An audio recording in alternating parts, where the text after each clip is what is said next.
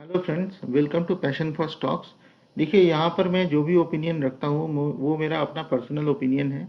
आप किसी भी तरह का इन्वेस्टमेंट डिसीजन लेने से पहले अपने फाइनेंशियल एडवाइज़र से एक बार परामर्श कर लीजिएगा। मैं एक सेबी रजिस्टर्ड एनालिस्ट नहीं हूँ। सो मेरा जो भी यहाँ पर है वो मेरा अपना पर्सनल ओपिनियन है। तो चलिए देखते हैं कि निफ्टी ने आज क्या मूवमेंट किया था। देखिए आज एक हल्का सा गैप अप ओपनिंग होता है, ऑलमोस्ट फ्लैट ही ओपनिंग होता है। और अगर एक टोटल कैंडल के हिसाब से देखेंगे तो निफ्टी ने फिर से ये जो ट्रेंड लाइन है इसके ऊपर में क्लोजिंग दिया है। देखिए जिस तरह का मैं फिर से बता रहा हूँ, जिस तरह का ये स्ट्रक्चर बन रहा है ना, ये टेक्निकली स्ट्रॉन्ग स्ट्रक्चर है और ये ब्रेकआउट का तैयारी है। जो स्ट्रक्चर बन रहा है उस हिसाब से, ठीक है। अगर हम लोग ग्लोबल सिनेरियोज को और जो भी फाइनेंशियल सिनेरियोज है उसको अलग हटा दें तो ये एक ब्रेकआउट का अच्छा खासा तैयारी चल रहा है। अगर हम लोग आ जाए इसका नेक्स्ट लेवल पे, अगर हम लोग देखते हैं कि कल के लिए हम लोग क्या कर सकते हैं। देखिए ये 5 मिनट का चार्ट है, ठीक है। आज निफ्टी इस जगह पे इस जगह पे काफ़ी टाइम स्पेंड किया है, ठीक है। यहाँ पर जिसने कॉल खरीदा होगा उसका भी स्टॉप लॉस हिट हुआ होगा, जिसने पुट खरीदा होगा उसका भी स्टॉप लॉस हिट हुआ होगा। फिर से वापस इधर जाके ये काफ़ी टाइम स्पेंड करके ऊपर गया। मतलब आज ऑप्शन में पैसा बनाना थोड़ा टफ था। लेकिन अगर हम लोग एक चीज़ देखें, यहाँ पर देखिए बहुत अच्छा निफ्टी ने सपोर्ट लिया है, ठीक है। और एक ऊपर की तरफ ट्रेंड चालू हुआ है। तो हम लोग एक काम कर सकते हैं जो हम लोग को बहुत क्लियरली विजिबल है यहाँ पे।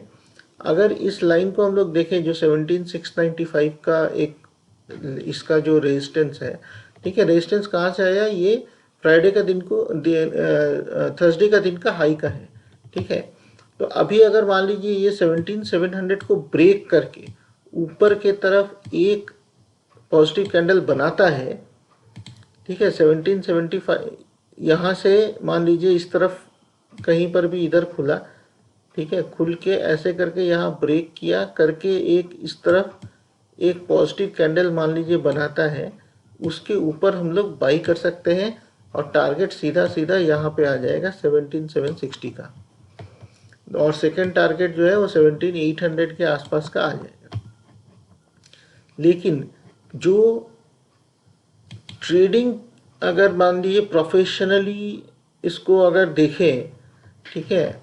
ये देखिए ये शार्प फॉल आया है, हाफ रिकवर किया और यहाँ से फिर यहाँ पर बहुत शार्प फॉल आया है ये, ठीक है। फिर धीरे धीरे रिकवरी किया, फिर शार्प फॉल आया, फिर अब धीरे धीरे इस तरह से ये बहुत छोटा हो गया इसका मूवमेंट। तो मेरे को जो हॉलिस्टिकली जो मेरे को दिख रहा है कि यहाँ पर 17700 के आसपास ये एक नेगेटिव कैंडल बनाएगा और उसके नीचे हम लोग को सेल करने का मौका मिलेगा।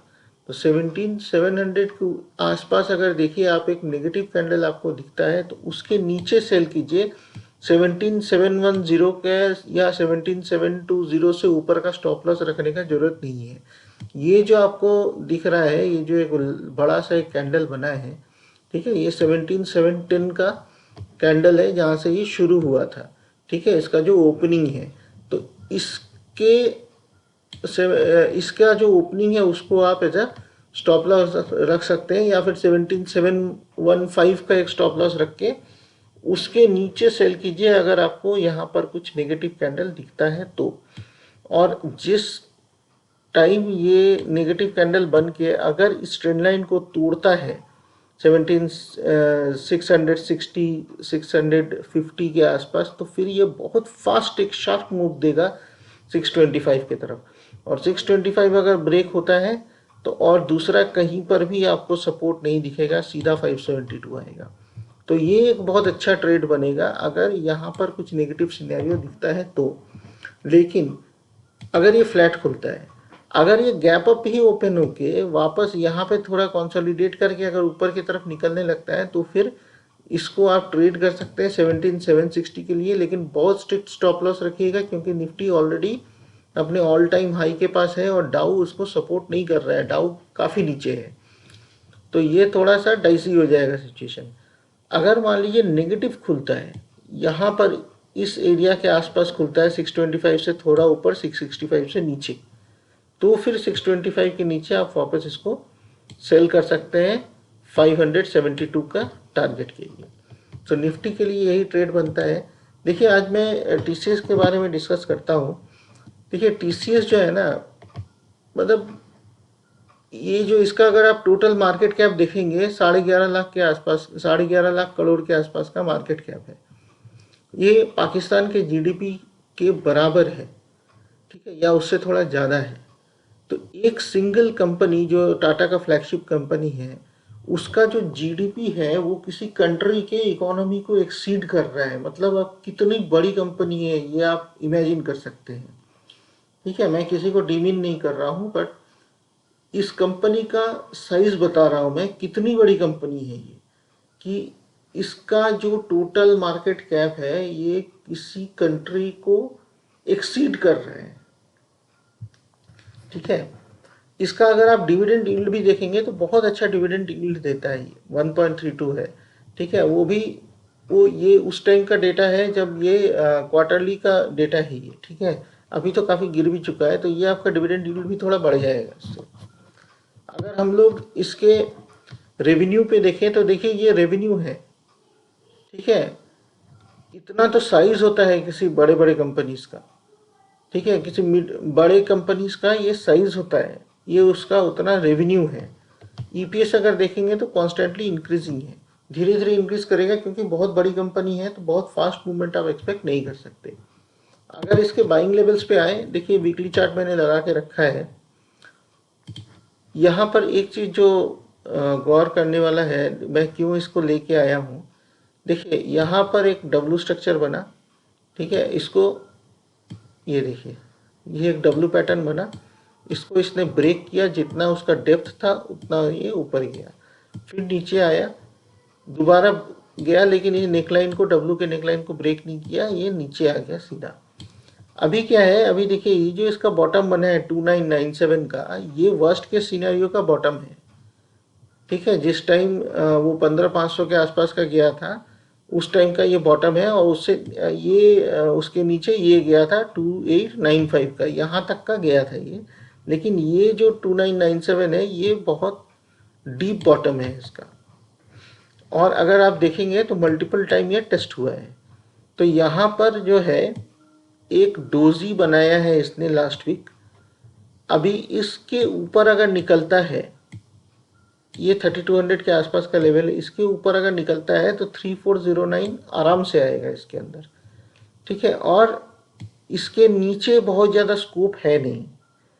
तो मेरे हिसाब से अगर कोई स्विंग ट्रेड भी करना चाहता है तो बिल्कुल यहाँ पर इसको बाइंग कर सकता है 3133 का, और टारगेट लेके चलना है कि 3409 आएगा तो वो निकल जाएंगे। ठीक है, फर्स्ट टारगेट 3, अगर और एक्सटेंड करना है तो 3409 का फर्स्ट टारगेट और 3800 का सेकंड टारगेट। लेकिन 3800 आने में अभी टाइम लगेगा, क्योंकि नैस्डैक जो है वो सपोर्ट नहीं कर रहा है। तो और अगर इसको आप लॉन्ग टर्म के लिए भी लेना चाहते हैं तो फिर भी अभी बहुत अच्छे पोजीशन पे बैठा हुआ है, क्योंकि इतनी बड़ी कंपनी है। देखिए ऑलमोस्ट 20-25% गिर चुका है, तो और ज़्यादा आप एक्सपेक्ट नहीं कर सकते कि और ज़्यादा आपको डिस्काउंट मिलेगा। अगर मिल जाए, किस्मत अच्छा हो तो अच्छा है, लेकिन बहुत ज़्यादा डिस्काउंट मेरे को और नज़र नहीं आ रहा है। और निफ्टी ऑल टाइम हाई पे है। अब यहाँ से अगर इसको निफ्टी को ऊपर लेके जाना है तो टीसीएस को, इन्फोसिस को उठाना पड़ेगा।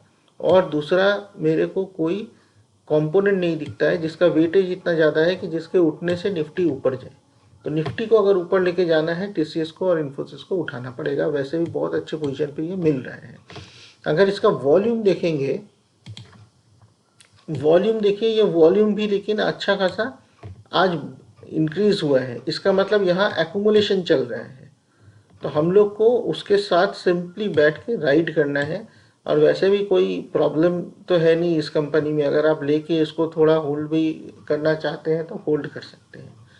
ठीक है, so that's all for now friends, thanks for watching this video. मेरा एफर्ट अगर आपको पसंद आता हो तो एक लाइक कर दीजिएगा, शेयर कर दीजिएगा, सब्सक्राइब कर दीजिएगा। Thank you.